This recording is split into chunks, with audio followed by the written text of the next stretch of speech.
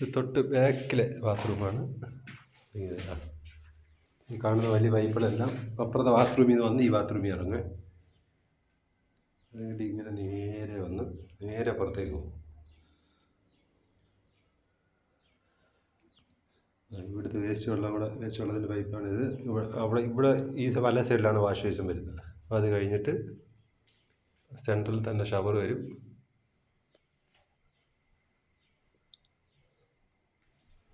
Shower കഴിഞ്ഞിട്ട് closet വരും. ക്ലോസറ്റിൻ്റെ പൈപ്പായി. ഇത് വാട്ടർ ഹീറ്ററിൻ്റെ പോയിൻ്റാണ്. മേളിൽ വരും. വാട്ടർ ഹീറ്ററിൻ്റെ ഇലക്ട്രിക് പോയിൻറ്റിൻ്റെ ബോക്സാണ് മുകളിൽ കാണുന്നത്. ഇത് ഇങ്ങനെ വന്നിട്ട് 2 ലൈനും കൂടെ ചേർത്ത് പുറത്തേക്ക് പോകും. ക്ലോസറ്റിൻ്റെ പൈപ്പ് ഇങ്ങനെ വന്നിട്ട് അകത്തുനിന്ന് വരുന്നതും കൂടെ ഇതിനകത്തൂടെ കയറ്റി ഇങ്ങനെ നേരെ പുറത്തേക്ക് പോയി. അത്രയേ ഉള്ളൂ.